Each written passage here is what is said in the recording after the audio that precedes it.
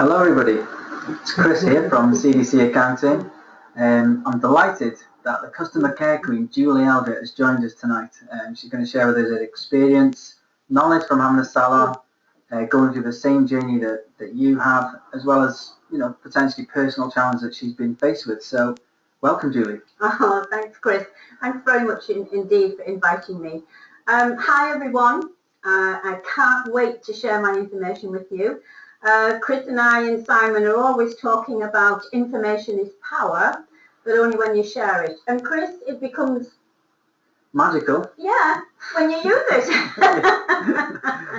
Yeah, so welcome everyone.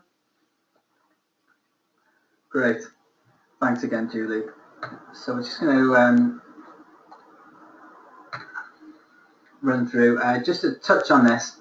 We're probably not going to have time. If I know Julie, like I do, there's probably not going to be any time for questions at the end. But please don't hesitate in asking them, because what we're committed to do is we're going to take those questions and answers and we're going to post them directly onto Julie and Simon's private Facebook group, the Successful Salon Club private group, as this is where everyone will get the most value from them. And it's all about giving value in that group, isn't it, Julie? Oh, definitely, definitely. There's so many things. When I had my own salon, Chris, you often feel that you're on your own, that there's no one else got the same problems as you. But I wish we had something like this for me when I was a salon owner. So yes, it just means you can put it out there, what you're worried about, and you get other people's perspective on things. So it's a wonderful tool, really is. Get joined. Yeah, well, just to touch on that, if you're not a member of the Successful Salon Club, then don't worry about that. It's free to join. All you've got to do is download the ebook of Julie and Simon's book, the Salon Owner's Bible. You'll be then added to the group automatically, where, like we said before, like-minded professionals can participate, support, learn from, advise, and generally assist you in any way that you can on your salon journey. That's very true.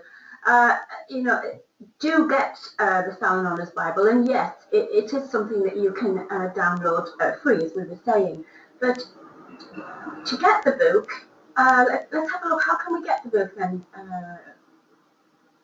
Yeah, I've just put the link on there. So if you just go to thesalonownersbible.com, you can download the ebook. You can also buy it if you're one of these people that would prefer to have the physical copy and read it and highlight it and scribble all over it like I've done, and my wife's done in her salon. Then you can buy it. It's not too expensive, and the value in it is second to none. I mean, what kind of things can they expect from the book, Julie? Right, well actually, just to add in there, with the book they also get, we did a workshop with some salon owners and took them through the 3 steps. I mean, the book is all about 3 steps, basically, which it reveals what it really takes to create a successful salon. The 3 steps are really quite easy. I'll tell more later, but of course there's more in the book.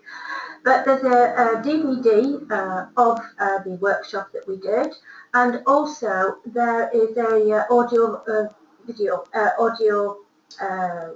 like a CD that they can listen to in the car. That they can listen to in the car. So for those of you who don't like reading or don't have time to read, maybe it's when they're driving in the car they can listen to it.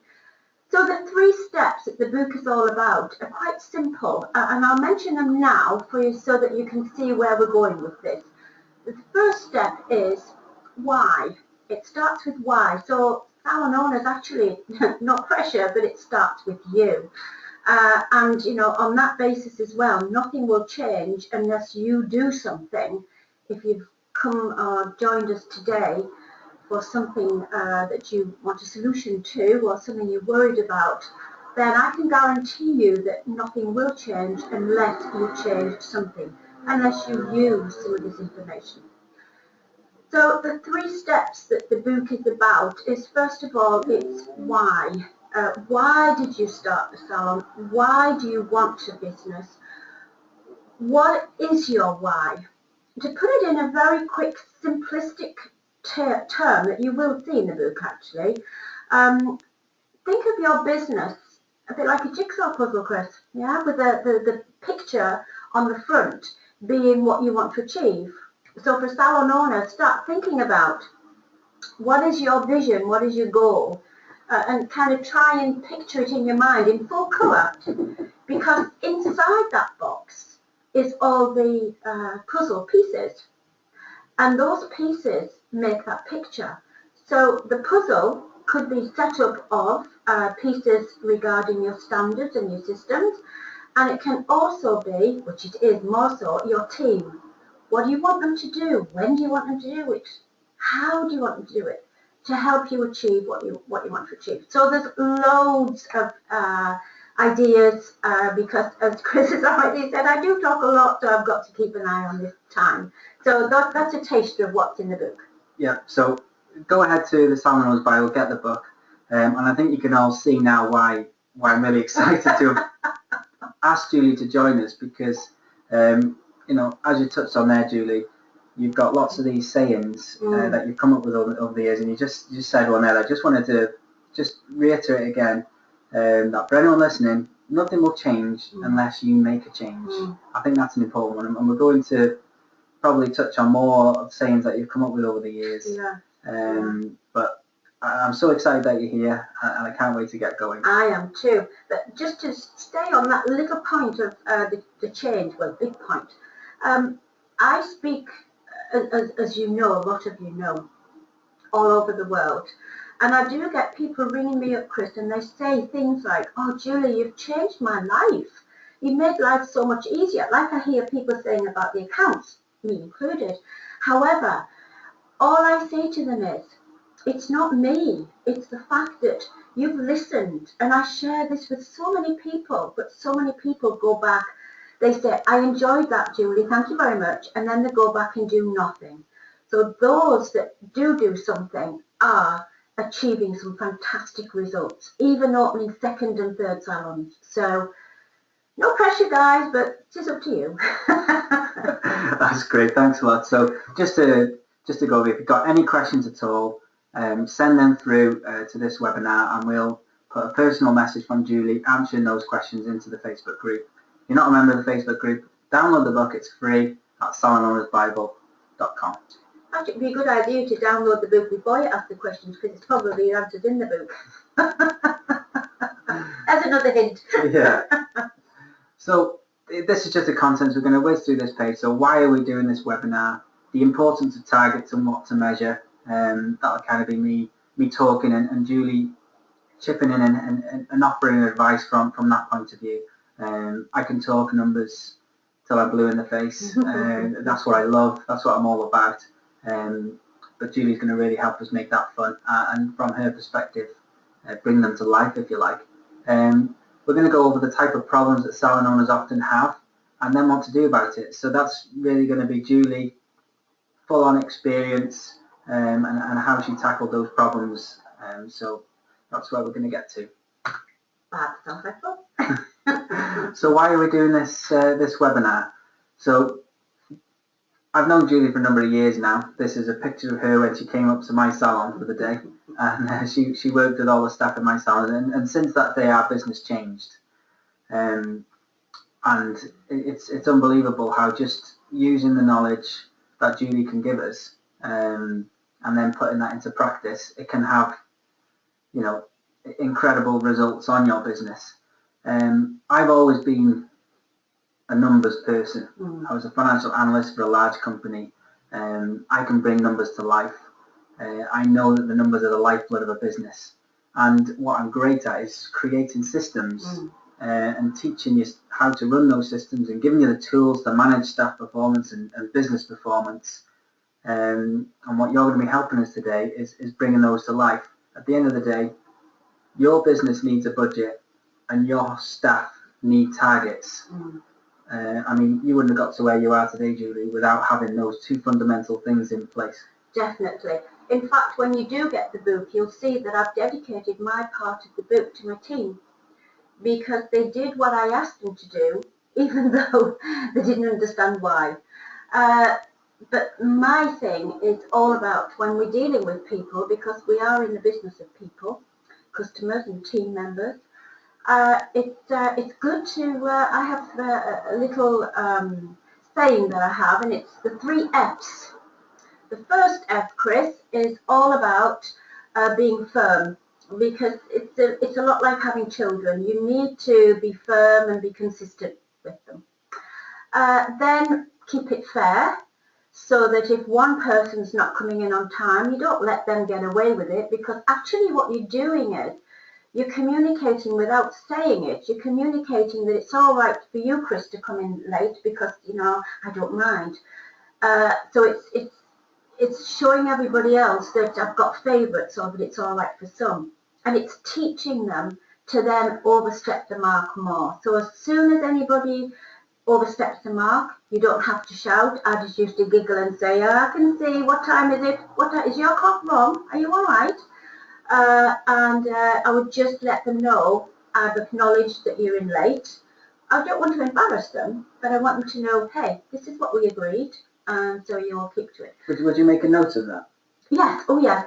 I had record cards for all my customers, and I had record cards for my team. I would know what their favourite sweet was. I would know what their favourite flower was. Equally, I would know what the sweet they didn't like, based on a tin of roses or Quality Street. Because you see, when you're really doing well on the salon floor, and I can't come over and say, oh, you know, well done, because we're on stage. I don't want the customers to hear anything about business. But if I wanted to motivate you, knowing that maybe you've got personal problems, because we shouldn't bring them to the salon floor, you would get your favourite sweet on a little stick-it note on your section with Love Julie. And it's a message to you that I'm saying thank you very much, and I understand you've got a problem, but well done for staying professional. Equally, if you've really been in a bad mood and you're not being in the right attitude on the salon floor, you get the sweet you don't like, and that's a message straight away to you. Still Love Julie, but that's a message straight away to you, Chris, to up your game. Yeah, you're not doing what you're supposed to. And if you don't change before the end of the day, we'll all sit and watch you eat the sweet that you don't like. And it was such fun, but the team loved it. And actually, they did it in their salons as well. So these are fun things, but with serious messages. Yeah, serious messages. Was it a reference to Vicky Pollard? Yes, one day that's right. Yes, yes. We had goodies and baddies in the salon, and say, for instance, the baddie. You know, at the time, we used to do it quite a lot, this game. And we just sit them all around in a team meeting and discuss our programmes that we watched on TV. And I'd just ask them, okay, guys, who would you say represents a bad attitude? If I was going to tell you that we're really stuck for someone to help us, who would be the worst person? And someone said, oh, Vicky Pollard. So then we can say, you know, we can imagine what Vicky Pollard would be like to a customer. Yeah, but no, but yes, but no, but, you know, and how she looks as well in a shell suit and all of this. Yeah. Not the right formal, professional image, friendly, helpful, all of that. A good one that came up time and time again was Princess Diana, where, you know, she would be, we don't know these people personally, but it's just how they communicate. So yes, we have fun with serious messages. It's all about, going back to the target, it's all about taking the fear away and getting them to understand that, a lot like if we've got a flat or a house, or the money that we get from our wages, we have to have so much to be able to pay our bills. If we don't, we have to look at ways of getting it.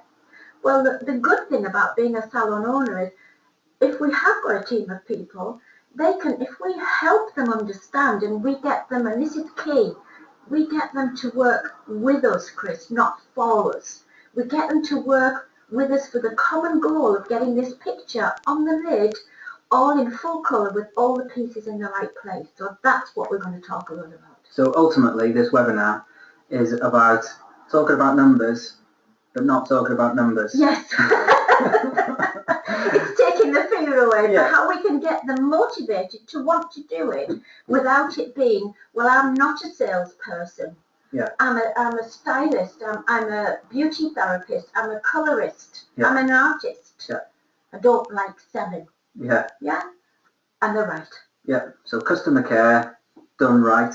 Yes. The numbers will speak for themselves. Honestly, the goal is today, if I can help any of you, the goal is this. We want more customers returning back to your salon more often, spending more money. And the only way we're going to get that is to make sure the team are looking, acting the part on the salon floor, which actually is like the stage, because the customers do nothing else but watch and take messages from everything they see, everything they hear, and when they look at the salon team member, if the salon team member's hair, for instance, doesn't look as though it's been cared for, it's been styled, it's got a shine, it's got some colour on, that customer then doesn't trust that stylist, technician, to do their hair. Same in beauty. If they don't look as though they look after themselves, basically, do they look as though they've got out of bed and done something? Actually, a fun way that I can tell you how I did that in my salon. Oh, this was great. And you can try this, everybody. There was one day we had a team meeting. Team meetings are found invaluable, so I don't know if you can manage to have them, but it's a great way to communicate to your team. And in life, communication is the key. Family members you love, but how you communicate, you can upset them or you can really make their day. Having customers and dealing with people is exactly the same. So customers are king, but how we communicate is the key. So this particular day, I was looking around the team as we were in our team meeting, and I thought, oh my word, they're not really looking the part. Some hadn't put makeup on, some, it wasn't much, but it wasn't the standard that I wanted or that they'd been trained in. So I decided to have a little bit of fun, and I do a lot of reverse psychology, and this is what I'm suggesting is reverse psychology. This is what I said to the team sat around the salon in a kind of half circle. And I just said to them, okay guys, I want you to imagine that we're going out and I'm going to take you to, and I thought of the best place in town I could think of. I'm going to take you there. Don't worry about how to get there, Chris, or what to spend or anything, because I'm going to pay for everything. I'm going to take you, make sure you get home all right. But the one thing is that you're going to have to go straight from work, so you can't get changed. You haven't got time to do your hair or anything. And I'm not kidding you. The look on their faces, I can't go out like this. Well, I haven't done this, and I haven't washed my hair, and I haven't got my makeup on, and I want to look better than this. And that was perfect. That's what I wanted to hear, because I said, so how dare you come into the salon to work in a place where our image, we're in the business of people in the service sector and in the image business. How do you think customers are going to look at you? Do you think they're going to trust you? Which is the top reason customers come back. So those are the kind of things that I did to kind of get them to understand in a fun way of what I meant. But they told me, no, we can't go out. Yeah. Yeah, you come to work like this. Where's your costume? Yeah. So it just makes them think. So just we're hearing what you're doing. Just to touch on, what do you spend your day-to-day doing at the moment? I mean, you've experienced these experiences. You've got all this knowledge to tell. Who are you telling about this? You can tell us. I mean, you're teaching thousands of people all over the world. Yes. Oh, yes. And it's usually VIP salon owners. It's educators for L'Oreal. I'm exclusive to L'Oreal. Small salons, large salons. Biggest audience was 5,000 people, 50 different countries. Or with headsets on. And do you know, Chris, it doesn't matter which country I'm in, it's the same thing. It's how to motivate the team, how to hit targets, how to keep them and get them to understand that they should be looking and acting the part. And no stylists or technicians or beauty therapists have I come across that love selling. They all say the same kind of thing, that I'm not a salesperson. And I totally agree with them. And that's why I talk an awful lot about that we are professionals in a professional industry, so I like people to think of themselves as not so much a hairdresser, but as a hair doctor. Because, not to think of retail as I've got to sell. Retail is your customer solutions. I actually have a game about that as well, how I got the team to think about that. Do you want to hear that, Chris? Sorry everybody, but I'm full of stories. Again, it was to take the fear away of retail, because in the early days of when I was trained, we were actually trained to sell. But really, all we've got to do is communicate. And I would look at my team regarding targets. I would look at my team's average spend. It's a simple sum, because that was an indicator of whether they were talking or not whether they were selling. The simple sum that I needed to do in those days, because I didn't have a computer and I didn't get my accounts, Chris, till 3 months after the event, so I couldn't make any changes. When now we get them up front, we can have a pretty good idea of what we need to do for the next week, and the hub, what to do on that day. Yeah, so there's so much more we've got now. If you've got the right accountant, that is. If you've got the right accountant, that one. Obviously, I didn't have it. But I've lost my thread of where I was going to go with this, the story I was going to tell you.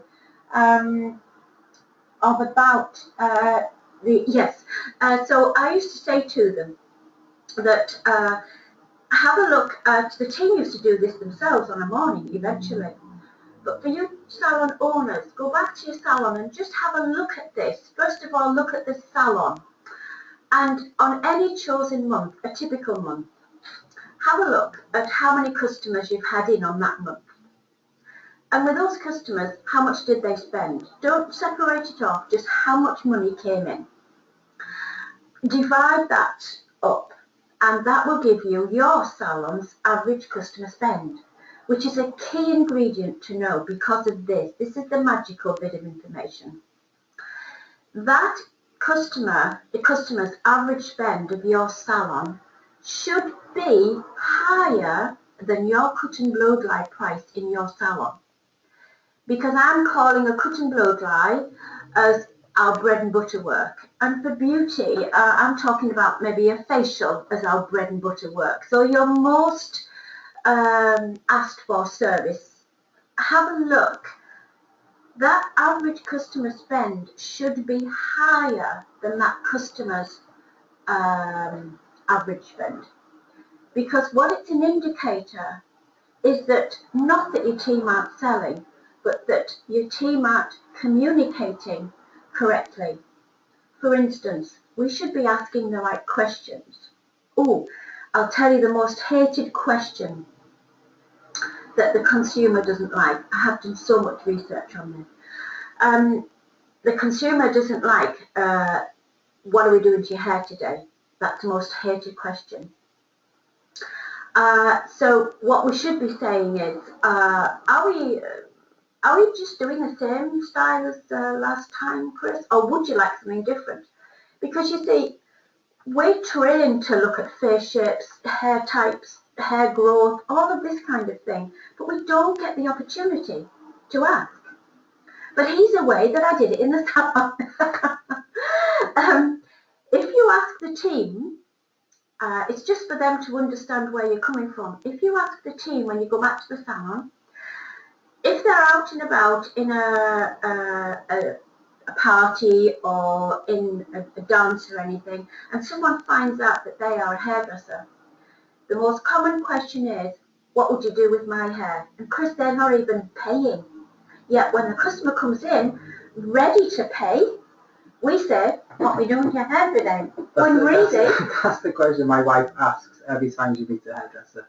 Yes. What would you do with my hair? Yes. But so many consumers don't ask it. Yeah. We ask them, what do you want? Well, the consumer says, well, I don't know what I want, you tell me.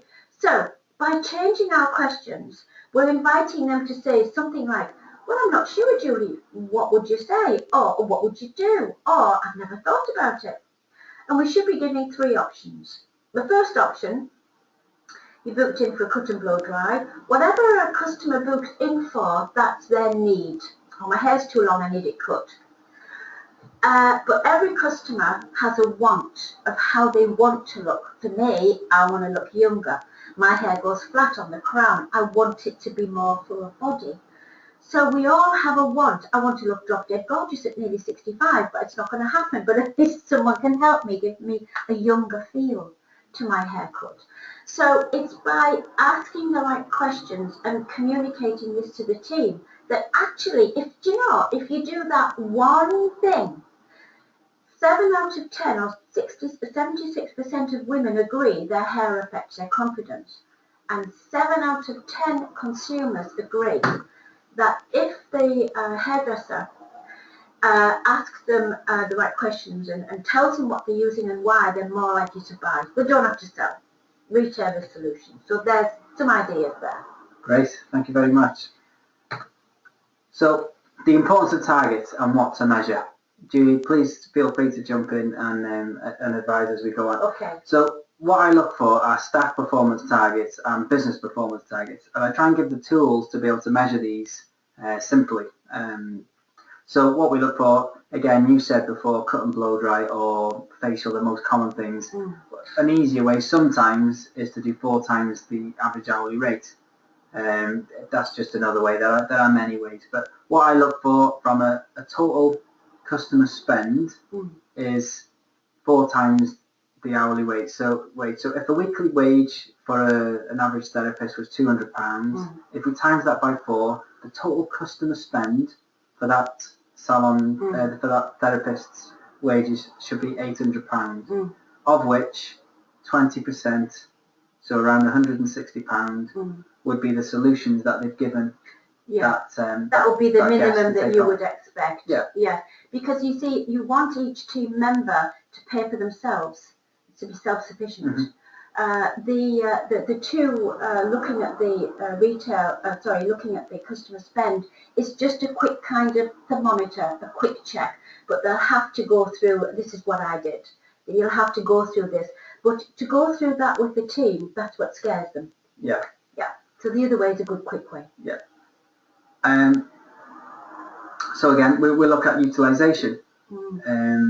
75% of the time that your therapists are working, or stylists, then they should be working on clients. And especially for the juniors coming through, this is what they should strive for, to be really paying for themselves. Yeah, definitely. You know, they can't hit the target if they're not going to be utilised. That's right. That's the key thing. Right, really. yeah. And again, rebooking performance. I know you're going to share a top tip with us now, but rebooking performance, it's you can't really get somebody to rebook every single time. That's what I'm finding. And if you put a high target on it, it's going to demotivate people to ask the question. So if we can try and get 50% of people, because all it is by rebooking people, you're just going to improve your utilisation and you're going to improve your customer spend by doing that. So before somebody leaves, ask them to rebook. Well, again, the solution that we did was that instead of trying to sell products and trying to, another question we can ask is, do you want to make an appointment? It's all about thinking of ourselves more as a hair doctor, so that we can't do our job as hairdressing and stylists, colour technicians. Yes, we use our scissors, yes, we use combs and blow dryers and everything, but we need the products to achieve the look that we want.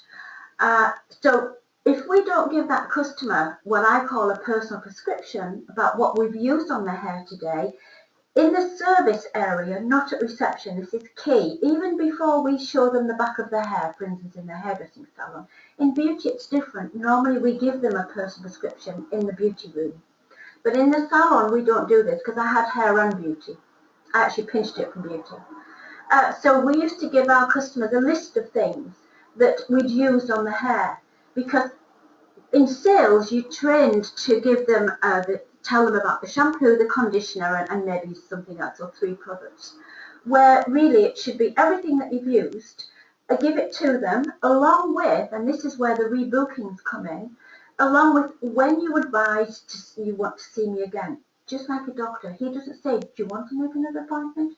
he will say, I want to see how that colour is, or I want to see how that crown is, Julie, so I'm going to suggest, we normally say 68 weeks, but I'm going to say come back in 4, and just write 4 weeks on my prescription for the receptionist to actually book it. Yeah. Then when we go to receptionist, it's all very professional. It isn't your job as a stylist to sell, it's your job to communicate. I don't agree with saying close the sale. We're just going to reception, I'm nearly finished, and the receptionist, all she has to do is, have you got your personal prescription there that Julie gave you? Is there anything you need for it from today? And did Julie suggest when she wants to see you again? And Julie gets very, very busy. Even when my salon first opened, we had empty columns, and it was all about morning or afternoon. Okay, oh, I'd like morning. Okay, early or late morning. Remember, I've got nothing booked in. Oh, 10 o'clock.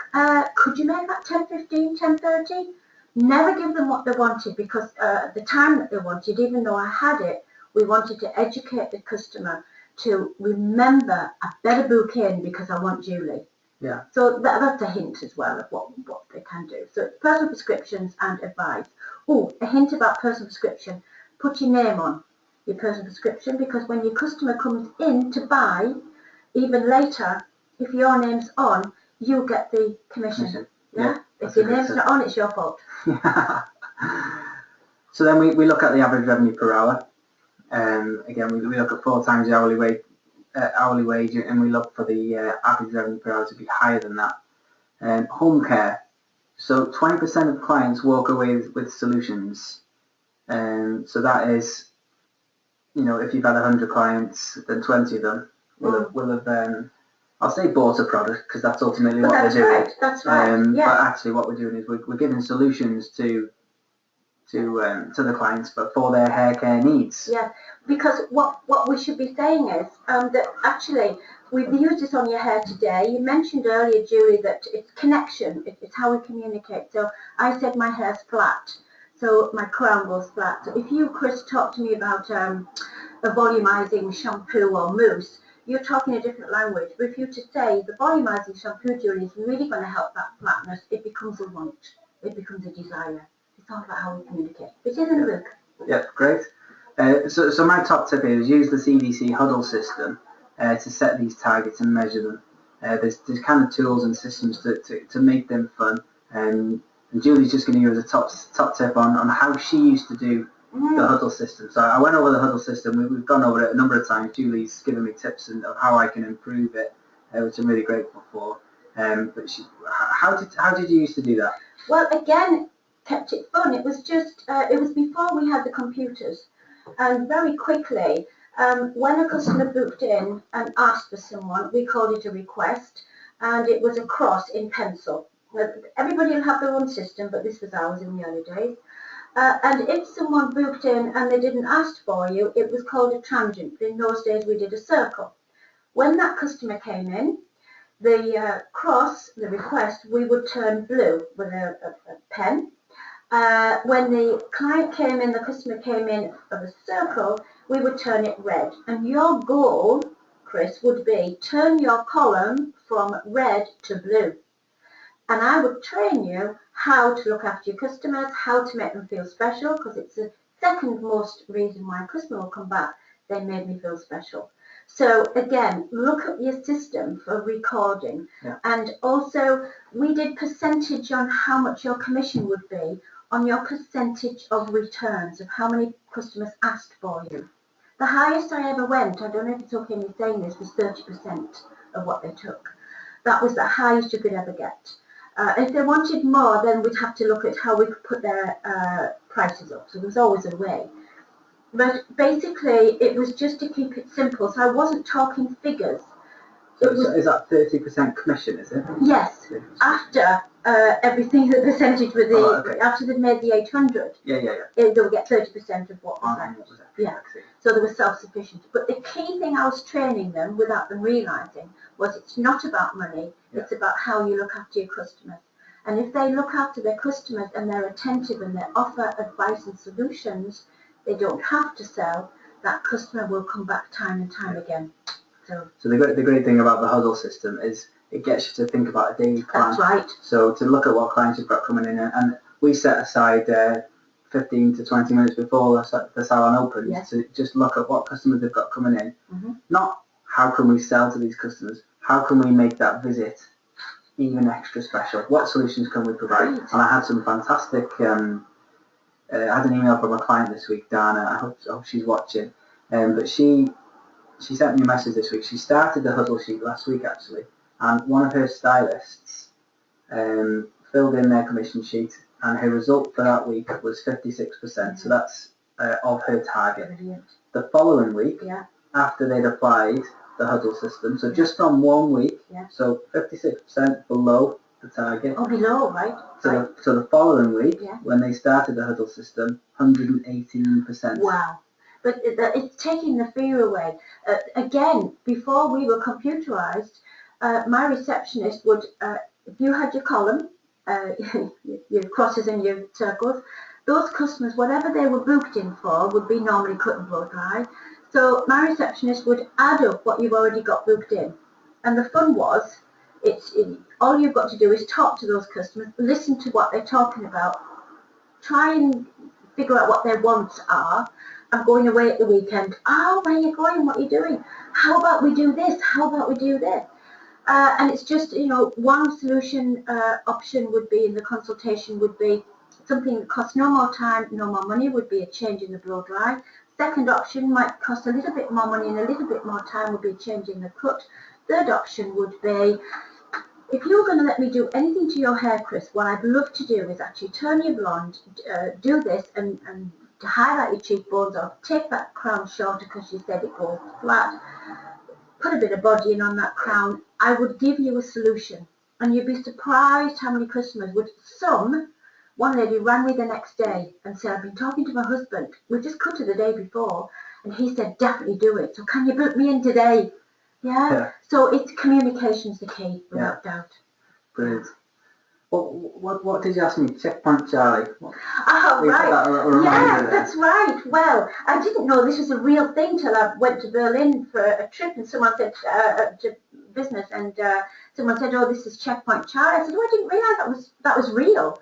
My receptionist would, on a morning, as I say, she would write down what our plan was, how much each column had a potential to make in pencil, and at the end of the day, they would see whether or not themselves, whether they'd done very well or not. But at 12 o'clock, the receptionist would walk past the team, different ones, and say either something like spot on, go, go, go, or uh-oh. So it was just something simple that would help them to know that you're not talking enough, not that you've got to sell, not that your last customer you've got to talk to about everything. It's just, are you listening to the words your customer's using when you say, hi, how are you? What are you doing this week? Where have you been? So it's whether they're on track or off track. Yes, exactly. But the hub that you're talking about, the huddle, is great. It's great. So then we look at business performance targets. How much cash can we expect from customer spend on a weekly basis? So we'll total up all the hours that we've got for the staff, what their 4 times their hourly wage would be, and then we've got a total amount of what cash we can expect for that week. And then based on that customer spend forecast, we can set some simple budgets. So for example, 35 to 40% of that total customer spend will be assigned to wages, 5% to rent and rates, 14% to stock, 8% to sundries, 13% to VAT, and then most importantly, 20 to 25% should be assigned to profit. That's right. I have met some salons that obviously haven't worked with you and Simon in the early days, where their rent is over 50%. Wow. Yeah. Their wages 60%. So already they're losing. Already, yes, and they wonder why. So it really those percentages, that they have to be aware of that. But for me, it's first of all, out of every pound that comes in, put 20 pence somewhere. Yeah. It's yours. Yeah, exactly. Otherwise, what you're working for. Yeah. No, that's a really good tip. Have a separate bank account. Yes. Oh, definitely. Yeah. So we're going to move on now, and we're going to talk about the common problems of why salons are not hitting targets and what to do about it. Now, we went down this list, Julie. I made a list of from your experience, what salon owners are experiencing, what you experienced, what you've heard most about. And with each one that we come to, we've probably answered a lot of them as we're going along, so you could skip a few, see how you get on. But what you're going to do now is you're going to share with us the common problems and what to do about it. Yes, well, as I say, one of the main ones is that salons don't have targets. So actually, it's a bit like not having a sat nav or not having a map. If you don't know where you are now, you don't know what area to improve on. So you definitely need a target for that. So that would be my main thing. And then if you're not explaining things to your team and taking the fear away, like I've given some suggestions, then they'll worry when they know they're having their one-to-ones. They'll come and they're already demotivated because they know today is their day of meeting you and you're going to tell them they're having a target. Where the way that we've spoke about, they can monitor that target themselves. They can work for themselves in a way, in their mind, work for their own target. I used to say to them, get the team looking at what they want to buy and get them thinking about it. Take a picture of it, put it in the staff room and get the team to work towards their own goal. No longer are they working for you. And you'll find as well, the spin-off to that is that, on a Monday, or if you're open on a Monday, it's a quiet day, people are sat in the staff room, you get a walk in, you ask one of the team members to do a cut and blow dry. No, don't have to. Well, what I found, which I didn't expect, the team will go into reception and say, "Oh, Joe, I've got a space there. Can you book it in? Can you do us a favour? I'll get you some chocolate." Yeah, so it changed it. So it's all about getting the team to understand. Actually, they can make a lot of money. The power is in their hands. You can only do that if we communicate it and keep it simple. Yeah. You said just touch on one-to-ones. Yeah. I know they've been invaluable in our business. Oh, yeah. Just about bringing it to a head and reminding them what's expected, but also praising them when they've done well. Yeah. Everybody, every human being really needs to know that when they're dipping the toe in the water, they're safe. It's okay to make a mistake because we get our big lessons in life from mistakes. I mean, for me, there's no mistakes. It's all about lessons. And so to take the fear away, allow them to make a mistake and then show them the right way. So one-to-ones are an ideal way to nurture, to coach and help someone to understand. So not to have the figures in front of them, to start saying, your average bill, look for the good. If you're doing 100 things wrong, Chris, I'll look for the good. Even if it's, Chris, you come in every day looking the part. I love it. I found a great growth area for you. Do you know your retail percentage, out of 10 customers, only 2 are buying. So at the moment, it's showing me, not that it's not selling, but it's showing me that you're not talking because we do know that more customers will. So this is a growth area for you, so I'm going to help you with that. So one-to-one's invaluable. Yeah. It can be very motivational. Don't look for the good would be my advice. Yeah. Just people they don't come to work looking forward to being told off, and they'll not grow. So look for the good, nurture them. And they'll get to like coming for the one-to-ones and start trying to do things to please you. Yeah, I think consistency is key as well, isn't it? If you start doing one-to-ones, learn how to do them right, and then be consistent. I suppose it's kind of like the 3 F's you were talking about before. Yeah, but the key for me there is definitely, finish on a high as well. Start with a high, look for something good, and then get into the meat. And get into the meaty part about I've looked for a great growth area. Even if I want to kill you because I'm so annoyed with you, I've told you this so many times before, I'm not going to say that. I'm going to say, look, here's that growth area again. So I never look at figures as a negative. I look at it as a growth area. Look at that potential you've got. Yeah. 80 customers are not buying, but yet those customers are buying from chemists and supermarkets. You're the professional. Like a doctor, give them the personal prescription. That's going to help you, Chris, achieve what you want. You said to me you wanted a new car. Go and take a picture of it. Let's work together and get it. So that's how we can finish that one-to-one. So they're key. And I suppose from my point of view, if I can give salon owners the numbers, it gives them the power to then That's in right. their staff. That's right. And if you're getting the numbers, it's showing that you're communicating. Just that the key thing, the most important thing is that if the communication is right, their listening skills and their advising customer solutions, the figures are going to grow. So you're going to have the pressure off the stylist, therapist. They're going to enjoy their work. You're going to have a happy customer who's getting what they come for. As I said, 7 out of 10 said that they want to buy, if only they would be told what they were using and why. Rather than say, off you go, missus, go and find your product somewhere else, because I'm not going to tell you. We're not doing our job, we are professionals.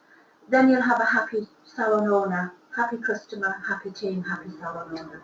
Yeah, that's the ultimate goal. Yeah, and more money. Yeah. Yeah. Well, that's why we all opened our business. Well, of course. If you're not gaining that, then these are the things that you should be looking at. I know it's a lot to throw at them, but it honestly, I'm sorry to go back to the book, but it is all in the book. Yeah. So another problem you just mentioned there, the two things about the staff. So they bring their problems to work, that detracts from the customer, and also they don't look the part. So again, it just doesn't give the right impressions. I know we discussed that earlier. Just give me 2 or 3 top tips on what you would say to a customer, to a stylist who brought their problem to work, and also if they didn't look the part, just put within 2 or 3. Yeah, I think the simplest form that I found that really kind of was a light bulb moment, I think, was when I asked everybody to think of if someone was coming to their house, what would they do? We all would tidy up. We definitely want to look the part. If I knew what you didn't like, I certainly wouldn't give you what you didn't like. I'd definitely hide things I don't want you to see, because I don't want you to think I'm dirty. I don't want you to think that I'm messy. And it's the same in the salon. So for salon owners, I would like them to think of their salon as a theatre. They're the director. Nothing's going to go the way that they want it unless they show and explain and communicate and train their team to do what they want them to do. Because the salon floor is the stage. In the staff room, they can be who they want. They can bring all the problems and talk about it in the staff room. But on the salon floor, that's their stage. So they should be in costume. Costume would be maybe the colours that you like them to wear, or particular things that you don't want them to wear, jeans or flip-flops or chewing gum. What standards have you got? Because you need to communicate them so they know what to do. And then if they come in on the morning, 1 minute little, what happened to the black? What's with the red?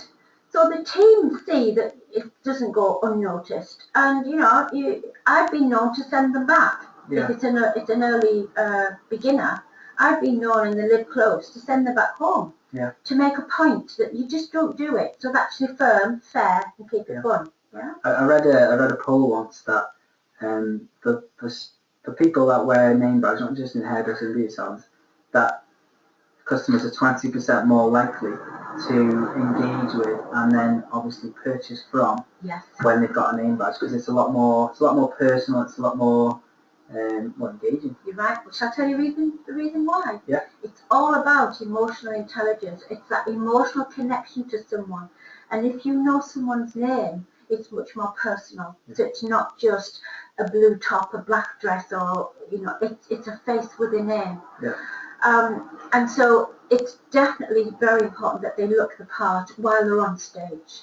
And of course, as we said, no Vicky Pollard. So what we're saying with that is, you're on that the salon owner is the director, the salon floor is the stage, the team are the cast, and they have a costume and character to be in. So that's where we would say no Vicky Pollards, or my favourite is no Anne Robinsons. Yeah, I mean she's cruel on that programme on The Weakest Link, but she's paid to be that.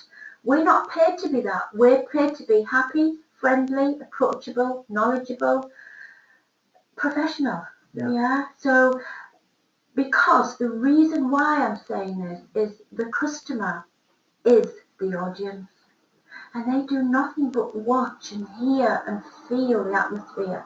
And again, an atmosphere, explain this to the team as well. When they go into friends' houses or somebody's house, or they come home and maybe parents or somebody's not speaking, you can sense an atmosphere. And sometimes people say, oh, you could cut that atmosphere with a knife. Customers feel that when they walk in our salon. So we are professional actors. We're in a professional profession dealing with people, and so we have to do excellent professional communication skills. If we went to see a show and they weren't in character, they'd fallen out the night before, we would think, what's going on? They're paid to be a particular way, and we are the same. We're paid to be on stage. Brilliant.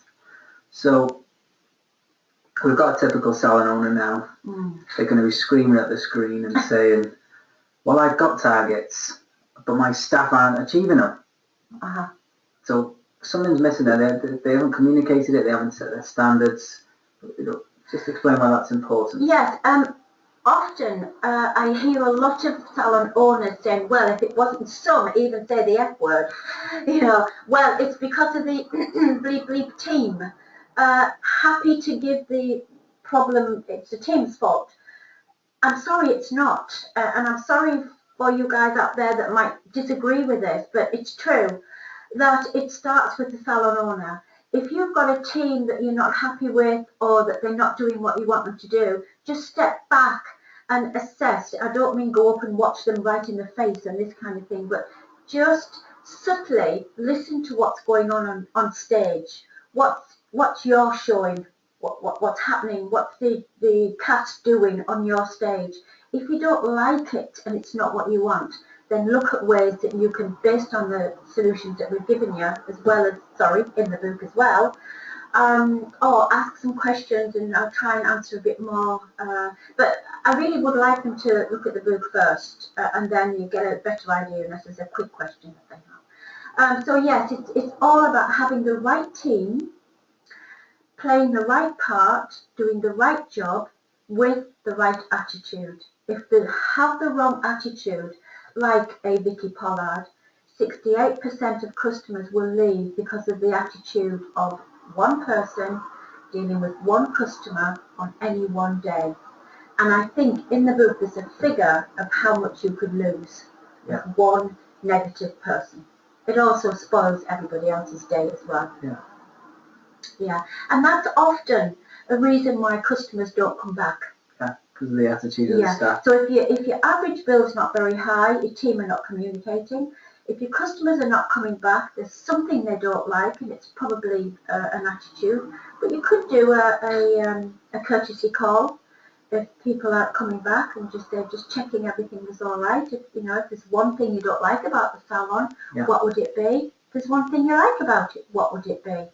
It's invaluable because they'll come back if there's something wrong with the cut or there's something wrong with the waxing that they had. They would definitely tell you that, but they probably won't come back and tell you it was the way someone spoke to them or the way that someone did something. So it really is. All these things, and if the salon owner hasn't communicated to the team what to do during the salon journey, what do customers see, hear, smell and touch, like having a dinner party at home, then these are all the reasons why customers won't come back. It's not just one reason. Well, that's great. I think I think we've given a lot of information. I've certainly learned a few new things. I saw you writing there, yes? Yeah. And one of the, I just want to throw in one of my sayings actually, or something I read and thought that's very true. Success is the sum of small efforts repeated day in, day out. That's correct. For me, it's the little things that count. And it's all about, we said earlier that the top reason customers will come back in any business is trust. And I think for me, finally, to gain trust, this is the solution.